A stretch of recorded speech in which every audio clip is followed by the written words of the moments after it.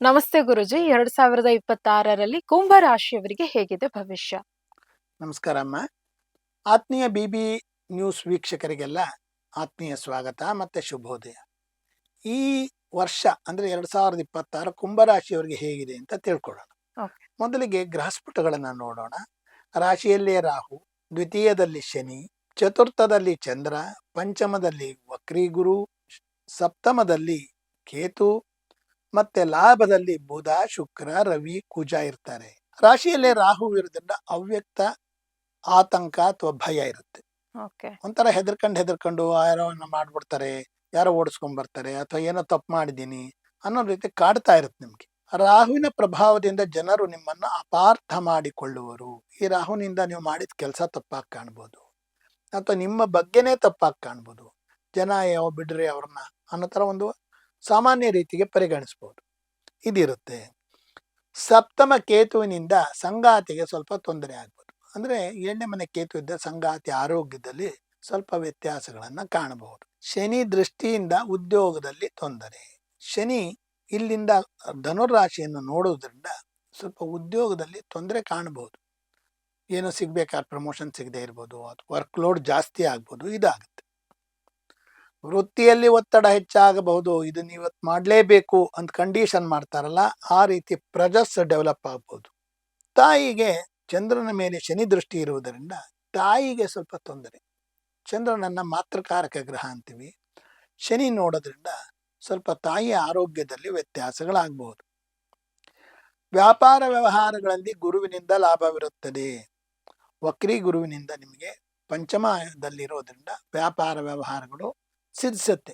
ನೀವೇನು ಎಕ್ಸ್ಪೆಕ್ಟ್ ಮಾಡಿರ್ತೀರ ಅಷ್ಟು ಆದಾಯಗಳು ಖಂಡಿತ ಬರುತ್ತೆ. ನಂಬಿದವರಿಂದ ಅನುಕೂಲ. ನೀವು ಯಾರನ್ನೋ ಏನೋ ಒಂದು ಲೈಸೆನ್ಸ್ ಕೊಡಿಸಿ ಅಂತಲೋ, ಕೆಲಸ ಕೊಡಿಸಿ ಅಂತಲೋ, ಏನೋ ಒಂದು ಅವಕಾಶಕ್ಕಾಗಿ ಕೇಳಿರ್ತೀರ, ಅದು ಸಿಗುತ್ತೆ, ಅವರಿಂದ ಒಳ್ಳೇದಾಗುತ್ತೆ. ಮೇ ತಿಂಗಳ ನಂತರ ಗುರು ಕಟಕಕ್ಕೆ ಹೋದ ಮೇಲೆ ಉದ್ಯೋಗ ಮಾಡುವವರಿಗೆ ಅಭಿವೃದ್ಧಿ. ಕಟಕ ರಾಶಿಗೆ ಗುರು ಪ್ರವೇಶ ಆದಾಗ ಉದ್ಯೋಗ ಅಭಿವೃದ್ಧಿ ಆಗುತ್ತೆ. ಉದ್ಯೋಗ ಅಭಿವೃದ್ಧಿ ಆದ್ರೂ ಸಹ ನಂಬಿಕೆ ದ್ರೋಹ ಹೆಚ್ಚಾಗುತ್ತೆ. ನಿಮಗೇನೋ ಪ್ರಮೋಷನ್ ಕೊಡಿಸ್ತೀನಿ ಅಂತ ಹೇಳಿ ಕೊಡಿಸ್ತಾ ಇರೋದು, ಉದ್ಯೋಗದಲ್ಲಿ ಏನೋ ಸ್ಥಾನಮಾನ ಅಥವಾ ಕೆಲಸ ಕೊಡಿಸ್ತೀನಿ ಅಂತ ಹೇಳಿ ದುಡ್ಡು ಇಸ್ಕೊಂಡು ಮೋಸ ಮಾಡ್ಬೋದು. ವೃತ್ತಿಯಲ್ಲಿ ಸಮಸ್ಯೆಗಳನ್ನು ಕಾಣಬಹುದು. ನೀವು ಮಾಡೋ ಕೆಲಸದಲ್ಲಿ ತಪ್ಪಾಗಿ ಮಾಡಬಹುದು, ಅಥವಾ ನಿಮಗೆ ಟ್ರಾನ್ಸ್ಫರ್ಸ್ಗೆ ಒಂದು ಹೆದರಿಕೆ ಬರಬಹುದು. ಈ ರೀತಿ ಆಗ್ಬಹುದು. ವ್ಯಾಪಾರ ವ್ಯವಹಾರಗಳಲ್ಲಿ ಖಂಡಿತ ಎಚ್ಚರದಿಂದಿರಿ. ಖಂಡಿತ ಅಂತ ಯಾಕೆ ಹೇಳ್ತೀನಿ, ವ್ಯಾಪಾರ ವ್ಯವಹಾರಗಳನ್ನು ಎಚ್ಚರ ತಪ್ಪಿದ್ರೆ ನಿಮಗೆ ಬರೋ ಲಾಭ ಕಡಿಮೆ ಆಗ್ಬಿಡುತ್ತೆ. ಈ ಸಂದರ್ಭದಲ್ಲಿ ಹೊಸ ಹೂಡಿಕೆಗಳು ಖಂಡಿತ ಬೇಡ. ಈ ಅವಕಾಶದಲ್ಲಿ ಹೊಸದಾಗಿ ಏನೋ ಮಾಡ್ತೀನಿ, ಏನೋ ಬಂಡವಾಳ ಹಾಕ್ತೀನಿ, ಇದು ಮಾಡಕ್ ಹೋಗ್ಬೇಡಿ. ಪಿತ್ರಾರ್ಜಿತ ಆಸ್ತಿಗಳಲ್ಲಿ ಸಮಸ್ಯೆ ಬರಬಹುದು.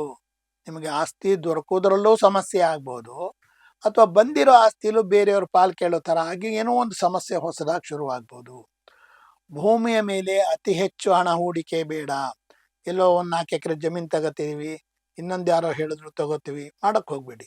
ಆ ಹಣ ವ್ಯತ್ಯಾಸ ಆಗುತ್ತೆ. ಕುಟುಂಬದಲ್ಲಿ ಸ್ವಲ್ಪ ಕಲಹಗಳು ಬರ್ಬೋದು. ಕುಟುಂಬ ಅಂದ್ರೆ ಸಂಸಾರ ಅಷ್ಟೇ ಅಲ್ಲ, ಬಂಧು ಬಾಂಧವರ ಜೊತೆ ಸ್ವಲ್ಪ ವ್ಯತ್ಯಾಸದ ಮಾತುಗಳು ಬರಬಹುದು. ತಾಳ್ಮೆ ಇರಲಿ. ನೀವು ಸ್ವಲ್ಪ ತಾಳ್ಮೆಯಿಂದ ಇದ್ರೆ ಇದು ಪರಿಹಾರ ಆಗ್ಬಿಡುತ್ತೆ. ಖರ್ಚುಗಳು ಹೆಚ್ಚಾಗುವ ಸಂದರ್ಭ ಇರುತ್ತದೆ. ನಿಮಗೆ ಗೊತ್ತಿಲ್ಲದೆ ಖರ್ಚು ಆಗ್ತಾ ಇರುತ್ತೆ. ನೀವೇನೋ ಬಜೆಟ್ ಪ್ಲಾನ್ ಮಾಡಿರ್ತೀರಾ, ಅದು ಅದಕ್ಕೆ ಖರ್ಚಾಗದೆ ಬೇರೆದಕ್ಕೆ ಹೋಗುತ್ತೆ. ನಿರೀಕ್ಷಿತವಾಗಿ ಖರ್ಚುಗಳು ಬಂದ್ಬಿಡುತ್ತೆ. ಆರೋಗ್ಯ ವ್ಯತ್ಯಾಸ ಮತ್ತು ಆರೋಗ್ಯಕ್ಕಾಗಿ ಖರ್ಚು. ಆರೋಗ್ಯನೂ ವ್ಯತ್ಯಾಸ ಆಗ್ಬಹುದು. ನಿಮಗೆ ಆರೋಗ್ಯಕ್ಕಾಗಿ ಖರ್ಚು ಆಗಬಹುದು. ವಿದ್ಯಾರ್ಥಿಗಳಿಗೆ ಫಲಿತಾಂಶದಲ್ಲಿ ಸ್ವಲ್ಪ ಹಿನ್ನಡೆ ಇರುತ್ತೆ. ವಿದ್ಯಾರ್ಥಿಗಳು ಏನೋ ಗುರಿ ಇಟ್ಕೊಂಡು ಓದಿ ನಾನು ಇಷ್ಟು ಪರ್ಸೆಂಟೇಜ್ ತಗೊಂಡ್ರೆ ಏನೋ ಕೋರ್ಸ್ ಸೇರ್ಕತ್ತೀವಿ ಅಂತ ಅವ್ರು ಸ್ವಲ್ಪ ಹಿನ್ನಡೆ. ಅಂದ್ರೆ ಅರ್ಥ ಏನು ಅಂದ್ರೆ, ನೀವು ಹೆಚ್ಚು ಇನ್ನೂ ಶ್ರಮ ಹಾಕಿ. ವಿದೇಶ ಪ್ರಯಾಣವಿದ್ದಲ್ಲಿ ಮೇ ತಿಂಗಳ ಒಳಗೆ ಮುಗಿಸಿಕೊಳ್ಳಿರಿ. ಯಾರ್ಯಾರು ಫಾರಿನ್ಗೆ ಹೋಗ್ಬೇಕು ಅಂತಿರ್ತೀರಾ, ಮೇ ಒಳಗೆ ಮುಗಿಸ್ಕೊಳ್ಳಿ. ಕಾರಣ ಏನು ಅಂದ್ರೆ, ಮೇ ನಂತರ ಗುರು ಕಟಕ ರಾಶಿಗೆ ಬಂದ್ರೆ 6ನೇ ಮನೆಗೆ ಬಂದ್ಬಿಡ್ತಾರೆ. ಶತ್ರು ಬಾಧೆ ತರ ಆಗ್ಬಿಡುತ್ತೆ. ನಿಮ್ ಡಾಕ್ಯುಮೆಂಟ್ ಸರಿ ಇಲ್ಲದೆ ಇರ್ಬೋದು, ಎಲ್ಲ ವೀಸಾ ಚೆಕ್ ಮಾಡುವಾಗ ನಿಮ್ಮನ್ನ ನಿಲ್ಲಿಸ್ಬಿಡ್ಬೋದು, ಅಥವಾ ನಿಮ್ಮ ಫಾರಿನ್ ಹೋಗುವ ಸಂದರ್ಭಗಳಲ್ಲಿ ಏನಾದ್ರು ಅಡೆತಡೆಗಳು ಬರ್ಬೋದು. ಇವನ್ನೆಲ್ಲ ಇರುತ್ತೆ. ಹಾಗಾಗಿ ಮೇ ಒಳಗೆ ಮುಗಿಸ್ಕೊಳ್ಳೋದು ತುಂಬಾ ಒಳ್ಳೇದು.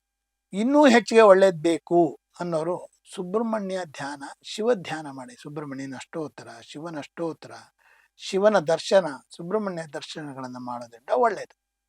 ಇವಿಷ್ಟೂ ಸಹ ಕುಂಭರಾಶಿಯವರ 2026 ಫಲಾಫಲಗಳು. ಕುಂಭರಾಶಿಯವರಿಗೆ ಆ ಭಗವಂತ ಒಳ್ಳೇದು ಮಾಡಲಿ ಅಂತ ಈ ಮೂಲಕ ಪ್ರಾರ್ಥಿಸ್ತೀನಿ. ಗುರುಗಳೇ, 2026ರಲ್ಲಿ ಕುಂಭ ರಾಶಿ ಭವಿಷ್ಯ ಹೇಳಿದ್ದಕ್ಕೆ ಅನಂತ ಧನ್ಯವಾದಗಳು. ನಿಮಗೂ ಸಹ ಧನ್ಯವಾದ.